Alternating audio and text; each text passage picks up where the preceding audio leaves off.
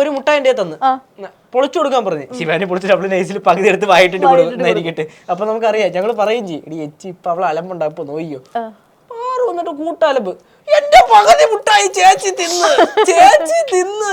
ഞാൻ മക്കളെ അത് ചേച്ചി തിന്നല്ല, അല്ല ചേച്ചി ഇത് ഇപ്പൊ ഞാനാണ് തിന്നതെങ്കിൽ ശിവാനിയുടെ തലയ്ക്ക് വരും. അങ്ങനെ ഒരു സംഭവം. ശിവാനിക്ക് സത്യത്തിൽ ആ ഇന്റർവ്യൂ കണ്ടപ്പോ നമ്മള് എല്ലാരും കമന്റ് ഇടുന്നുണ്ട്, ശിവാനിക്ക് ഇത് കണ്ട വിഷമം നല്ല വിഷമമായി.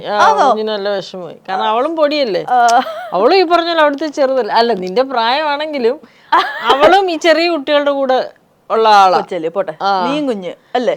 പക്ഷെ ഇവൻ അങ്ങനെയല്ല. അതായത് അവള് ചോക്ലേറ്റ് ഒക്കെ എന്ന് പറഞ്ഞാൽ അവളിപ്പോഴും കൊച്ചു കുട്ടികളുടെ ആ ഒരു ക്യാരക്ടർ തന്നെ.